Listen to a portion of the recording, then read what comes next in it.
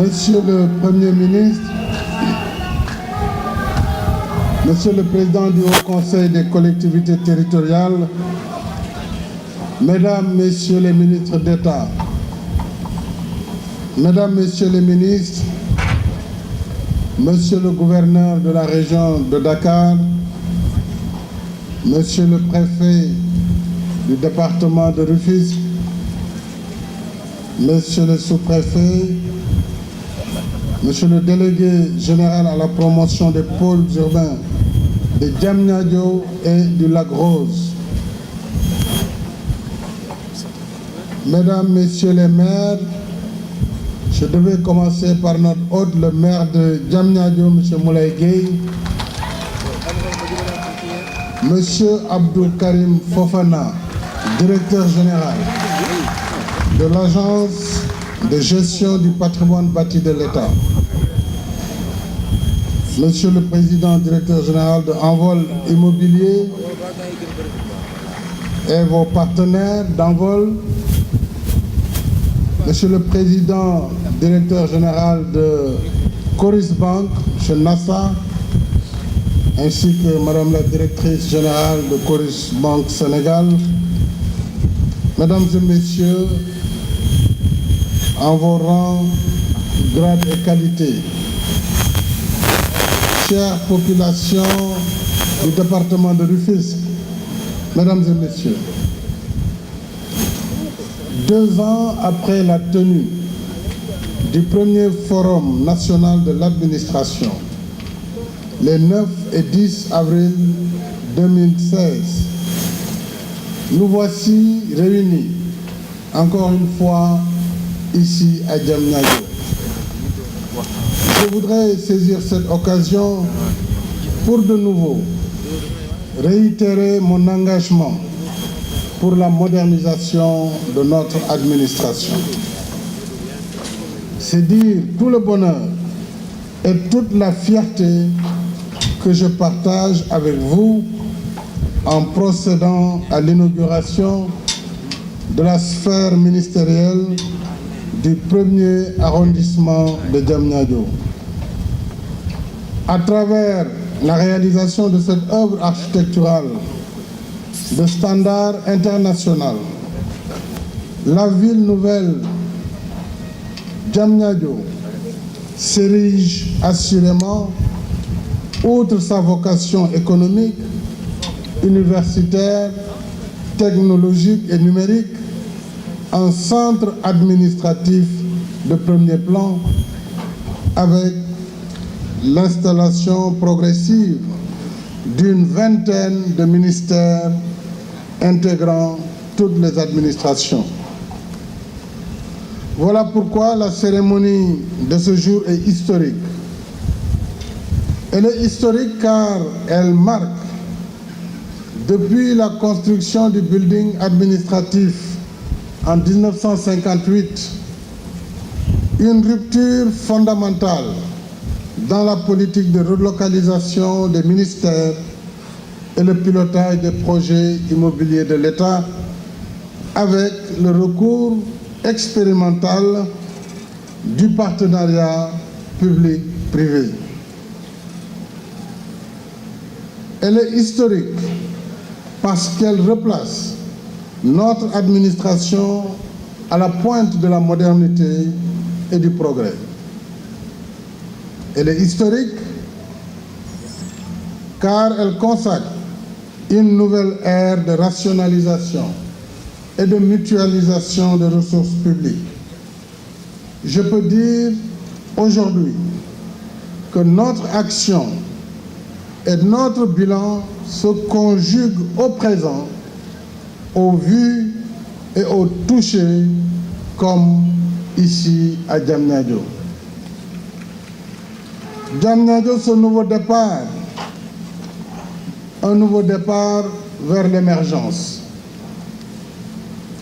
Depuis 2012, j'ai engagé la refondation de la politique immobilière de l'État en vue d'optimiser le développement, l'exploitation et l'occupation du patrimoine public dans toutes les régions du Sénégal afin d'améliorer les conditions de travail des agents et l'accueil des usagers du service public.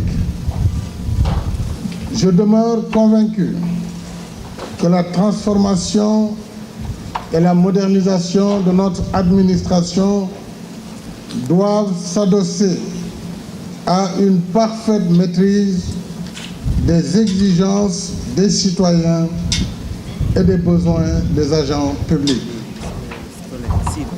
Ces derniers doivent, plus que par le passé, évoluer dans un environnement de travail moderne, propice d'une part à la valorisation des compétences individuelles et collectives et d'autre part au développement optimal des performances du secteur public. Comme je le dis très souvent, nous devons à tous les niveaux de responsabilité agir avec les moyens et les méthodes de notre temps.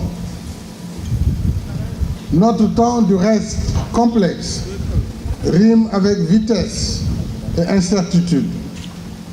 Notre temps exige de l'anticipation, de la célérité, de l'efficacité dans la prise de décision et dans l'exécution coordonnée et efficiente des actions. Il est donc impératif d'accélérer la simplification du fonctionnement de l'administration et la généralisation de l'administration numérique.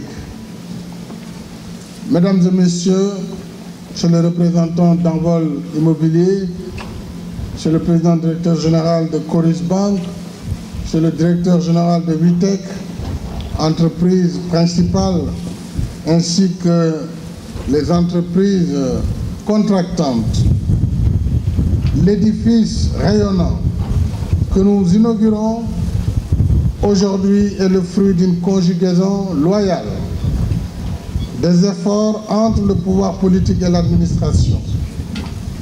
Il magnifie de ce fait la splendeur et la robustesse du pacte républicain entre l'administration, ses dirigeants et ses agents. C'est le lieu d'adresser mes chaleureuses félicitations au ministre secrétaire général de la présidence de la République, au directeur général, au délégué général à la promotion des pôles urbains de Diamniadio et du Lac-Rose, et surtout au dynamique directeur général de l'agence de gestion du patrimoine bâti de l'État et à toutes leurs équipes. Je félicite aussi les 1200 travailleurs qui ont mis généreusement à contribution leur patriotisme, leurs compétences et leur énergie. Je voudrais particulièrement féliciter les institutions de financement.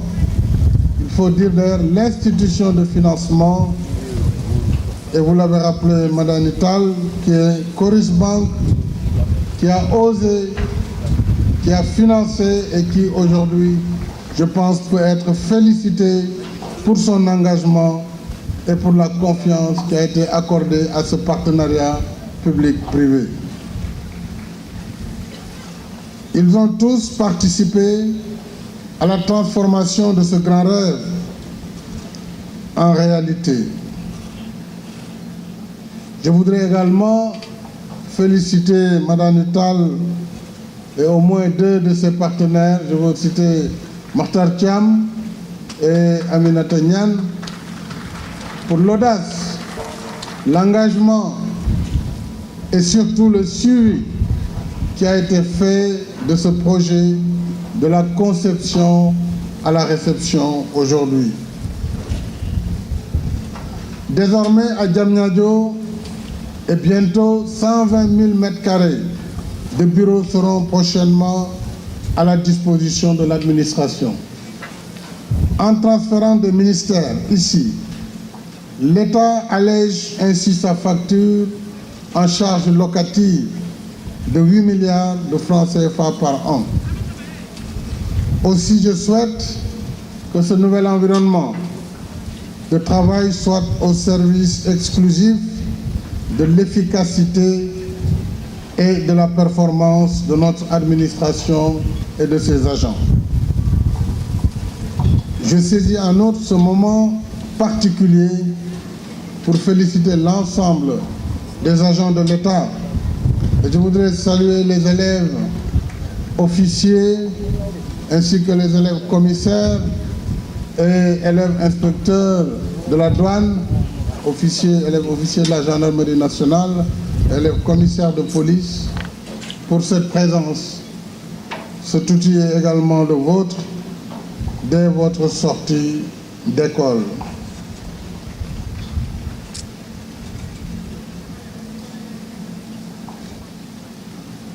Alors, pour terminer avec notre administration, je souhaiterais lui réaffirmer mes encouragements et mon soutien.